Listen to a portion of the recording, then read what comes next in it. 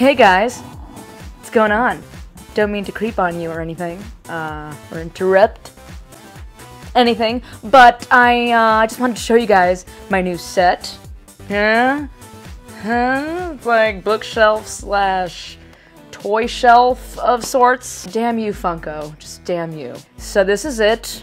You know, I played around with all sorts of ideas and I was just like, you know, I got a lot of shit.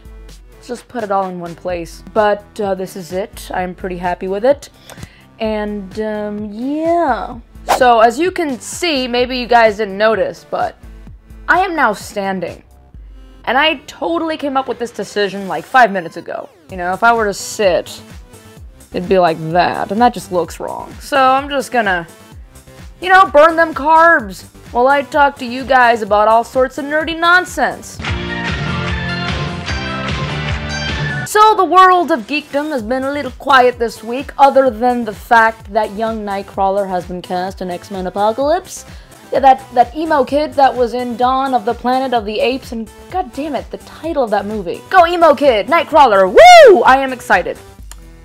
So that's really all I have to say, but I didn't want to end the episode there, like boom boom. So I thought to myself, what is a common episode request from the folks who watch this lovely little show? A lot of people have been requesting that I do a how-to video on the making of a video blog, or in other words, vlog. I should center myself. Maybe that's a good start. Center yourself in front of the camera. Unless you want to showcase some graphics over here, or over there. But other than that, stick your ass in the middle. So, first we are going to, I'm sorry, I like to creepishly just pop in. First thing I want to cover is the camera. Now, if you saw my first episode of Geekgasm, I clearly didn't have anything, really, except my iMac.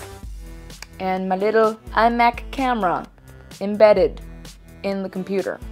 And that was it. I had no external microphone, no lighting. The lighting in my old room was absolutely abysmal, so it was just shitty. If you are going to start, and you want to start with your iMac, your MacBook, God forbid you have a Dell, but hey, I'm not judging. Yeah, I'm judging. I then got myself a Yeti microphone, which is USB only, so unfortunately, once you do get a DSLR, like my Canon Rebel T3i, which I'll get to in a bit, it won't work for that. But it's great for podcasts. I still utilize it when I need to add last-minute voiceover into any of my vlogs or other film works. So it's great. I wouldn't just toss it out once you move on to a DSLR camera. So after I got myself the Yeti, I picked up an HD webcam from Best Buy. I think it was Logitech. It was like 75 bucks, and the quality was better. It's HD. And then finally, I moved on to the Canon Rebel T3i. It's a little outdated because right now they're at Canon Rebel T5i, but I'm not rich, and you know what? The T3i is perfect. I picked the T3i over the T2i because the T3i has the swivel screen, whereas the T2i doesn't. And what's great about the swivel screen is that you can see yourself while you're shooting. You can make sure that you're actually recording, because that would suck a ton of balls if you're fucking recording for hours and then you look and you didn't record shit. And at the end of the day, lenses make the most difference, especially when you're vlogging. Now keep in mind, guys, this is for vloggers or people who want to be vloggers. Web series is a whole other animal. You can either shoot it on an iPhone or get the best dang camera like the Blackmagic. So the T3i works great. The lenses make even more of a difference. I switched to a 50mm f-stop 1.4 lens, which is pretty tight, and that's what she said. You don't gotta spend a lot of money on a tripod unless you're the DP on a Jeep commercial on the Grand Canyon somewhere. Rugged! Yeah. No, you don't need anything crazy. Something that'll hold your damn camera up and reaches the proper length that you desire. I could just keep talking about all this tech nonsense, and the sexual innuendos will just keep on coming. I'm never growing up. So, as I said before, I was using the Blue Yeti, but now I am using the Majestic Rode VideoMic Pro, which is meant to mount onto your DSLR, but right now this is my ghetto rig. I'm sorry if the sound starts getting persnickety. It just... Ugh. This is my ghetto rig. That's the Rode VideoMic Pro. It picks up excellent sound. It's a directional mic. That's why I got it pointed towards my mouth. You see what I mean about the jokes. I have it hanging onto this mic stand for now. And it actually works. If it works for you, great. And then, of course, I bought a cable from Radio Shack that connects the mic to the DSLR, because this camera right now is about 4 to 5 feet away from me, and when I first got the microphone, I mounted it onto the DSLR and it just wasn't picking up sound that great, because it's meant to be all up in your face. It's directional. So when I had it mounted on the DSLR and being, 5-6 feet away, it just sounded echoey and just shitty. For the most part, I never used a light kit when I was in Miami. I mean, for the vlogging, for Geekgasm, because my room was so teeny tiny. And what kind of saved me was the fact that I had a big window in front of me and a big window to my left. So I typically shot between noon and 3 p.m. so that I could have natural bright light. And that was great when it didn't rain or when it wasn't cloudy, which is almost never in Miami. I mean, sure, there's a couple weeks you're gonna get straight, gorgeous, clear skies, but for the most part, clouds come and go, and when it's raining, forget about it. Unpredictable. So what would happen is, the lighting would constantly change in my videos. Like, 1 second you'd see me in darkness, and the next second it was bright and amazing, and it would just switch back and forth. It was a color correcting nightmare. So when I moved to Los Angeles, even though Los Angeles is not at all as finicky as Miami when it comes to weather, it's always going to be bright and sunny, but still the window in front of me is not going to be able to give me enough light. So I bought myself a softbox light kit. Comes with 3 lights, 2400 watts. Chicka watts! Had to do that, I'm sorry. At the end of the day, it's about the content. It's about giving the time and dedication. That is probably my #1 piece of advice. It's not about making things look pretty and awesome and amazing and knowing all these like special effects and blah blah blah. It is going to be difficult. There are going to be days that you don't want to get up and shoot, whether it is because you are not feeling well, or you're really tired, or had a rough day at work, or got into a fight with a friend. Whatever reason behind it, there's gonna be days. Because life is life, And you need to just push yourself, because what I've noticed is that you need to constantly be producing content. And it sucks, because there have been times that I have gone for 2, even 3 weeks without releasing an episode, and it sucks, and it tears me apart, Lisa. So don't worry yourself sick at first, especially if you're just starting with, oh, I gotta get a light kit, and I gotta get a mic, and spend all this money. No, you don't. There are tons of vloggers I know that still shoot in front of their MacBook, and they rack up the hits, man, because they are awesome. They're always there.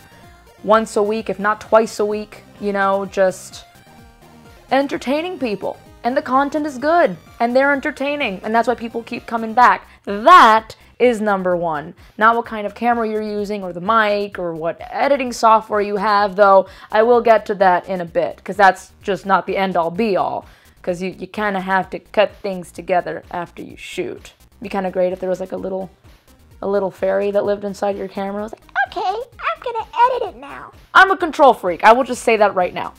I don't like anybody editing my stuff. I have to really trust you, like really, to let you edit an episode of Geekgasm. I don't think I've ever let anybody ever edit an episode of Geekgasm. It's kind of crazy. I edit on Final Cut 7.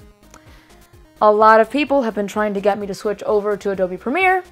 I stick to Final Cut 7. On occasion, I will edit on Adobe Premiere, since I'm trying to slowly transition. But between those two, those are the ones I suggest. And a lot of it is trial and error. You will slowly but surely become a faster editor. You will notice that just a tiny split second makes all the difference in the timing, especially if you're doing comedy.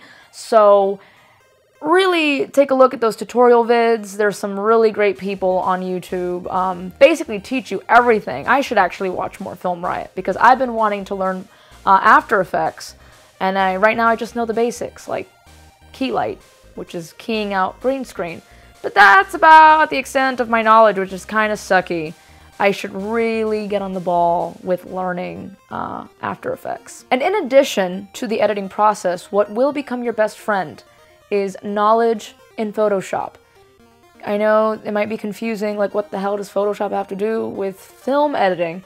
A lot, actually. Something as basic as creating titles, you know, adding shadow behind it. And those are things that you put in your video, you know, on your timeline. If you needed to edit something really funny, you know, like create a meme or Photoshop someone's head on someone else's body and nobody else has done it on the internet. No Google image search on the planet will help you. You can do it. And it's a great feeling. You're like, you know what? I'll do it myself. And that's it. You know what I'm saying? It doesn't really go like that, and there's no sound effect that accompanies such a thing. But it would be funny if it did. And in addition, once your video is over and you've exported it and you've uploaded it to YouTube, YouTube gives you the option of creating your own thumbnail. Why are you going to use a derpy ass still from the ones that YouTube chooses for you? You're like...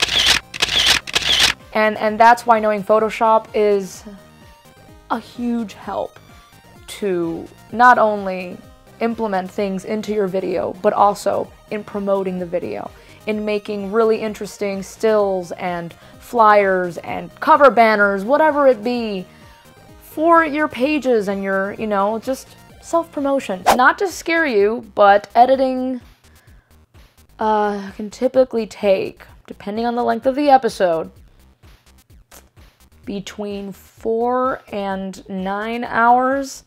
I think the longest time I spent editing an episode was like 10 or 11 hours. Now, it's not the editing in itself that takes that long, because I edit really quickly. It's all the extra shit, like finding the right sound effects, finding the right music, royalty-free images. You know, you're talking about a certain actor, you find images on them. If you're talking about a movie, you're looking up a poster. Then you want to make sure you try to find the highest quality resolution in Google Images so it doesn't look like a pixelated mess from the 90s. It's different for everybody. But I thought I would share with you guys how it works for me. It's a very rewarding experience. You get to basically communicate with people that you never thought you would ever communicate with. Because internet, and while it can be a little shitty because of the trolls, embrace the good, embrace the positive. There are good people out there that are going to support you and enjoy your work, and your work is going to make a difference. And it's funny because I never thought I would actually go through with this. I was always kind of sort of shy, especially when it came to hosting, and it's like, oh, it's just me, you know, talking to a lens. But ever since E-Bombs World, I was like, I need to create weird shit for the internet. I want to be one of those people. Like the Liam kid who made Shiz. Another big influence was, I know this is stupid, but YTMND, You're the Man Now Dog. I used to watch those randomly looped videos all the time, and I know that it wasn't necessarily a personality talking to you, it was just like GIFs and shit with like voiceover and sound effects from like random parts of pop culture. But someone was behind that. Someone made that. They had the time to make that, and I appreciated it so much. So if you want to be a vlogger, my advice to you is just fucking do it. What's the worst that can happen? You don't like it, and you stop. You don't want to be that what if guy. Like, oh, I should have done that. No. Do it. Sit in front of your computer and just talk. You might just surprise yourself. So, geeklings, let us see what geek news brings to us next week. But until next time, stay geeky, my friends.